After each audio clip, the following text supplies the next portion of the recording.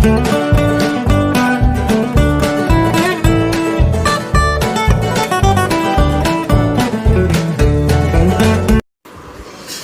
Friends, இன்றைக்கி நம்ம சுவையான எக் மஞ்சூரியன் எப்படி செய்கிறதுன்னு பார்க்கலாம். ஒரு 5 முட்டை வேக வச்ச முட்டையை எடுத்துக்கோங்க. அதை தோலை உரிச்சிக்கோங்க. அந்த 5 முட்டையில் இப்போ இந்த வெள்ளை கருவை மட்டும் லைட்டாக வந்து ஆப்ரேஷன் பண்ணி எடுக்கிற மாதிரி இப்படி எடுக்கணும். ஸோ லைட்டாக மைல்டாக ஒரு கட் பண்ணிவிட்டு அதில் இருக்கிற மஞ்சளை மட்டும் வெளியே எடுத்துகிட்டு ஒயிட்டை வந்து நீங்கள் அப்படியே இது பண்ணிக்கலாம். பாருங்கள் இப்படி எடுக்கிறேன்னு சொல்லிவிட்டு இந்த மாதிரி தான் கரெக்டாக வந்து முட்டையோட வெள்ளை எல்லாம் லைட்டாக கட் பண்ணுறீங்க. பாருங்கள், லைட்டாக மெல்லிசாக மேலே அப்படியே கட் பண்ணணும். மஞ்சள் படாத அளவுக்கு கட் பண்ணிவிட்டு அப்படியே அந்த ஒயிட்டை மட்டும் அழகாக வெளியே எடுத்துட்டிங்கன்னா மஞ்சள் அழகாக வந்துடும். ஸோ இந்த மாதிரி வந்து என்ன பண்ணுறீங்க, எல்லா முட்டையும் வந்து எடுத்து வச்சிட்றீங்க.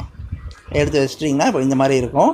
ஸோ மஞ்சள்லாம் என்ன பண்ணுறீங்கன்னா நீங்கள் வந்து தனியாக எடுத்து நீங்கள் சாப்பிட்டுக்கலாம். வேறு யாருக்காவது கொடுக்குறனா கொடுத்துருங்க. ஸோ இது நமக்கு தேவை இந்த ஒயிட்டு தான். இந்த வெள்ளையெல்லாம் எடுத்து வச்சுக்கோங்க. எடுத்து வச்சுட்டு அந்த வெள்ளையை வந்து நல்லா பொடியாக நறுக்கிறீங்க. ஸோ ஃபஸ்ட்டு வந்து இப்படி லாங்கிட்யூட்லாம் கட் பண்ணுறீங்க. ஃபுல்லாக கட் பண்ணி முடிச்சதுக்கப்புறம் மறுபடியும் ஒரு கிராஸாக இன்னொரு நிறைய வெட்டுறீங்க. ஸோ நல்லா பொடியாக வந்து முட்டை வந்து ஃபார்ம் ஆயிரும்.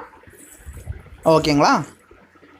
ஸோ இப்போ கட் பண்ணதுக்கப்புறம் அடுத்து நம்ம என்ன பண்ண போகிறோம் அப்படிங்கிறது பார்க்கலாம். இந்த மாதிரி வந்து எல்லா முட்டையும் எடுத்து எல்லா வெள்ளைக்கருவும் எடுத்து நல்லா சின்னதாக அழகாக கட் பண்ணிக்கோங்க. ஓரளவுக்கு நார்மலாக இந்த மாதிரி இருந்தால் போதும், சின்ன சைஸில் இருந்தால் போதும். அதுக்கப்புறம் வந்து என்ன பண்ணுறீங்கன்னா, பூண்டு இஞ்சியை வந்து இதே மாதிரி கொஞ்சம் சின்னதாக கட் பண்ணி வச்சுக்கோங்க. பூண்டு இஞ்சி இப்படியாக கட் பண்ணிவிட்டு அதை வந்து எடுத்து இதுக்குள்ளார போட்டுருங்க.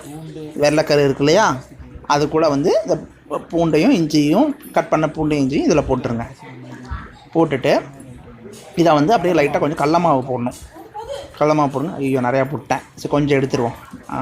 கடல மாவு வந்து அளவாக தேவையான அளவு ஓரளவுக்கு போடுங்க. அந்த முட்டைக்கு தகுந்த மாதிரி போட்டுட்டு நல்லா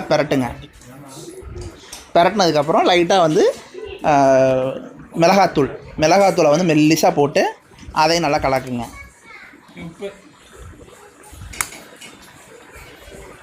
மிளகாத்தூளை போட்டு கலக்கிட்டிங்களா, அடுத்து மல்லித்தூள் எடுத்துக்கணும். லைட்டாக மல்லித்தூள் எடுத்து மல்லித்தூள் இல்லை, கரம் மசாலா எடுத்து அதையும் வந்து இதில் போடுறீங்க. அதுக்கு முன்னாடி முதல்ல கொஞ்சம் உப்பு போட்டுருங்க. மிளகாத்தூள், உப்பு, அதுக்கப்புறம் கரம் மசாலா. ஸோ உப்பு போட்டு கலக்குங்க. கரம் மசாலா போட்டிருக்கேன். அதுவும் லைட்டாக மெல்லிசாக போடணும். போட்டாச்சா? நல்லா கலக்கிறோம். மசாலா எல்லா பக்கம் நல்லா படுற அளவுக்கு முட்டையில் வந்து ஃபுல்லாக எல்லா பக்கம் மசாலா இருக்கணும். அந்தளவுக்கு நல்லா ஸ்ட்ராங்காக பண்ணியாச்சு. ஸோ வந்து இப்போ முட்டை ரெடி. அடுத்து என்ன பண்ணுறீங்க, ஒரு முட்டையை வந்து உடைச்சி ஒரு சின்ன தட்டில் வந்து வட்டல்னு சொல்லுவாங்க. ஸோ அதில் வந்து இந்த முட்டையை உடச்சி ஊற்றிக்கோங்க. ஒரு முட்டையை ப்ளெயின் முட்டை, வேக வைக்காத முட்டையை உடச்சி நல்லா ஊற்றுறீங்க. அதை வந்து நல்லா இப்போ கலக்குறீங்க.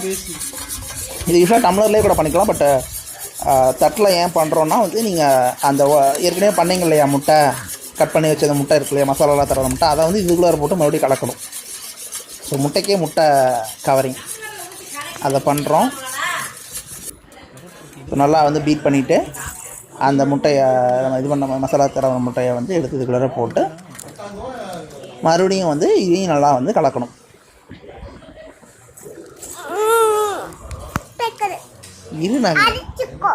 என்ன காமிச்சுத்தான் இருக்கதோ, முட்டை நல்லா கலக்கிடுறீங்க. ஓகேவா? கலக்கிட்டு நல்லா பதமாக வரணும்.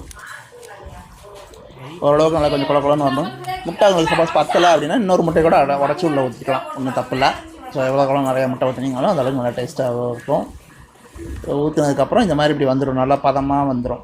ஒரு பஜ்ஜிலாம் நம்ம பரட்டி வச்சுருப்போம் அந்த மாதிரி வந்துடும். வந்ததுக்கப்புறம் என்ன பண்ணுறீங்கன்னா, வானொலியில் எண்ணெயை நல்லா கொதிக்க வைக்கிறீங்க. அப்புறம் இதை வந்து எடுத்து ஒரு ஸ்பூனில் அளவாக வந்து எண்ணெயில் போட்டு நல்லா பொன்னிறமாக வர அளவுக்கு நல்லா பொரிச்சு எடுக்கணும்.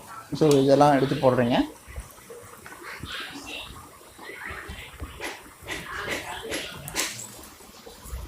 நல்லா வந்து நல்லா பொரியணும். பொரிஞ்சு நல்லா ரெட்டிஷ்ஷாக வர அளவுக்கு நல்லா வந்து இது பண்ணிவிட்டு அப்புறம் அதை எடுத்துடுறீங்க. அதுக்கப்புறம் எடுத்துக்கலாம். ஒரு பெரிய கரண்டி இருந்தோன்னா எடுத்து இந்த மாதிரி வந்துடும், நல்லா கிறிஸ்பியாக மொறுமொறுன்னு இந்த மாதிரி வரும். ஸோ இன்னும் முடியலை.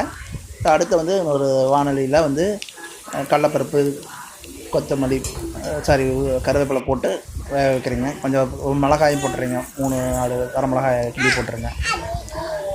ஸோ நல்லா வந்து தாளிக்கிறக்கும் வேணாம். ஸோ நம்ம தாளிக்கிறதுக்கு எண்ணெய், கடலப்பருப்பு, கருவேப்பிலை, வரமிளகாய் போட்டு நல்லா வந்து தாளித்ததுக்கப்புறம் என்ன பண்ணுறீங்கன்னா வந்து டொமேட்டோ சாஸ் எடுத்துக்கிறீங்க. அது வந்து ஒரு 3-4 ஸ்பூன் அப்படியே ஊற்றுறீங்க. சிம்மில் வச்சுக்கோங்க. வச்சுட்டு லைட்டாக வந்து அது கொஞ்சம் கொதிக்கட்டும். அதுக்கடுத்து சோயா சாஸ் எடுத்து மறுபடியும் இதே மாதிரி ஊற்றுறீங்க. சோயா சாஸ் ஒரு இதே மாதிரி 2 ஸ்பூன் 3 ஸ்பூன். இப்போ தக்காளி சாஸை விட கொஞ்சம் கம்மியாக இருந்ததுன்னா ஓகே. அது அளவுக்கு அப்படியே போட்டுறீங்க. போட்டுட்டு நல்லா கொதிக்க வைக்கிறீங்க.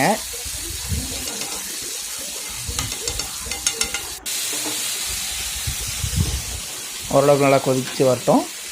வந்ததுக்கப்புறம் லைட்டாக உப்பு போடுறோம். உப்பையை போட்டு நல்லா இது பண்ணுறோம். அப்புறம் அந்த பண்ண முட்டையை வந்து எடுத்து இதுக்குள்ளே போடுறோம். போட்டு நல்லா பிரட்டுறீங்க. நல்லா ஃபுல்லாக நல்லா அந்த சாஸ் எல்லாமே இதில் படுற அளவுக்கு நல்லா பரட்டுறீங்க. இப்போ கொஞ்சம் இப்போ வேணால் கொஞ்சம் சிம்மில் இருந்து கொஞ்சம் நார்மல் டெம்பரேச்சர் வர வச்சிடலாம். நல்லா அப்படி பிரட்டுறீங்க. பிரட்டிட்டு லைட்டாக கொத்தமல்லி தலையை லைட்டாக அப்படி போட்டு பிரட்டி எடுக்கிறீங்க. பிரட்டி எடுத்திங்கன்னா நல்லா சூடாக இதாக நல்லா பரட்டுங்க. நல்லா இந்த மசாலாலாம் ஃபுல்லாக மிக்ஸ் ஆகணும். மிக்ஸ் ஆகிடுச்சுன்னா சுவையான எக் மஞ்சூரியன் தயார். இந்த ரெசிபி உங்களுக்கு பிடிச்சிருந்ததுன்னா மறக்காமல் வந்து என்னோடய சேனலை சப்ஸ்கிரைப் பண்ணுங்கள். சப்ஸ்கிரைப் பட்டன் கீழே இருக்கும், அதை கிளிக் பண்ணுங்கள். அப்போ தான் நான் போடுற வீடியோ உங்களுக்கு வந்து டெய்லி வந்து சேரும்.